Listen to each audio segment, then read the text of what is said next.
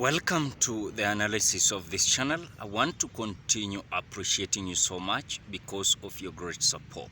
Now, ladies and gentlemen, the truth to be told, William Samoei Ruto is not a comfortable man in terms to the new administration that he has been given.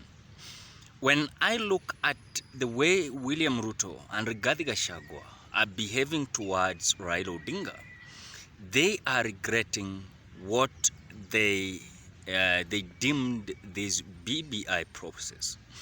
This BBI process was to bring certain changes in the Constitution of the Republic of Kenya. Let us call a fact, let us not deny it. Today, when this constitution could have been changed, that person that could have benefited a lot, that is William Samoei Ruto. This is a scenario that is not for the first time. It is something that I think is regretting not for the first time. This is, I think, for the second time, if I'm not wrong. You do remember about the constitution of 2010. Those who came out confronting those who were supporting the changes and the amendment of the constitution, that was William Samoei Ruto himself. In terms to the BBI and the constitution that Raila Odinga and Uhuru Kenyatta were pushing towards to ensure that there were certain articles in the constitution that were going to be changed, William Samoei Ruto came out very elaborate through certain lawyers that he selected to go and deny the process of BBI. And of course, the main issue of BBI was to change certain articles in the constitution so as to make certain articles that were not benefiting Kenyans to make them beneficial. Now, I want us to look at the scenarios and certain issues that were being looked at when it comes to the changes of the constitution. Number one, I want us to look at this creation of the position of the opposition leader. There was a proposal that in terms to every election in the Republic of Kenya, there was certain wrangles. Those who voted for the opposition and those who voted for the government, there was so wrangles between them. So there was a proposal between Raila Odinga and Uhuru Kenyatta that what if and what about those who voted that opposition leader. For example, so for now, you do remember 6.9 votes for Raila Odinga, 7.1 million votes voted for William Ruto. In fact, it is like, and it's look like a tie.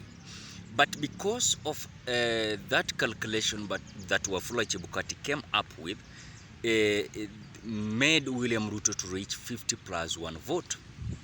The question that Uhuru Kenyatta and Raila Odinga ask themselves, what about those who voted for Raila Odinga 6.9? Or what if William Ruto could have been voted 7 million and he could not reach that 50 plus 1? And maybe perhaps Raila Odinga was the one that reached that 50 plus 1 according to Wafula Chebukati. So they came up with this idea that those who voted for the opposition, they were to be given at least a credit. And this credit was that there was office that was being created for the opposition leader. And the creation of the opposition leader was to make the government on toes.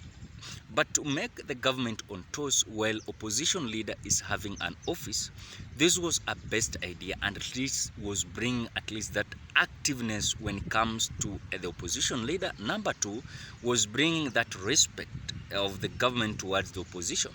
But so far, so good. As we speak now, those who are in government, they say yes, there is opposition, but in real sense, they don't give respect to the opposition leader because they always call that winner take it all. And that is why when Uhuru Kenyatta and Raila Odinga came out to say that this winner take it all, this was going to dim our country, where every election was going to having wrangles. Every election there was chaos. Every election there was all those kind of destroying our country. So William Samoei Ruto himself has come out secretly trying to convince Raila Odinga and also those elected member of parliament to bring back this issue of the amendment of the constitution. And this amendment of the constitution is going to benefit, in fact, the government. Number two, also to benefit those in opposition. And to bring this opposition office, I think every election there will be this scenario that not winner take it all, but also opposition is having their leadership, and their leadership is going to check the government and put the government on toes.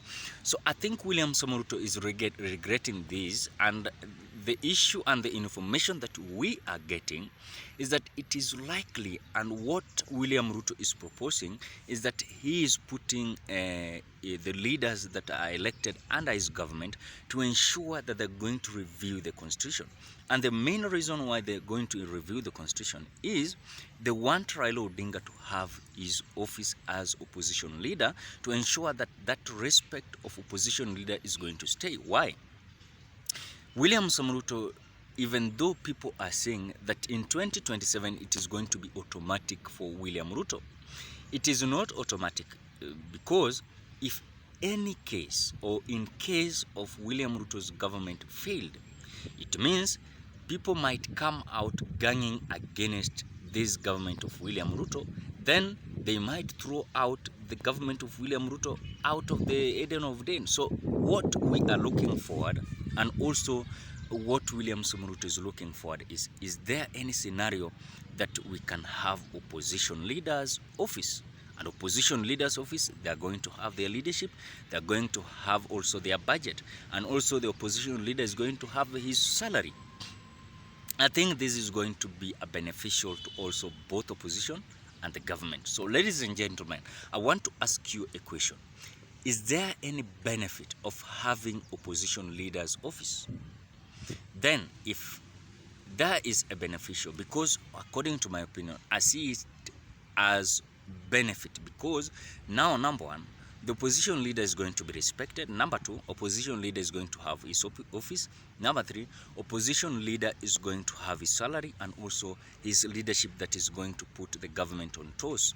Number four is that this scenario that government has been not so much answerable with certain issues, the opposition might come out very elaborate to explain for Kenyans why is it at the moment the government is doing this and this, this and this.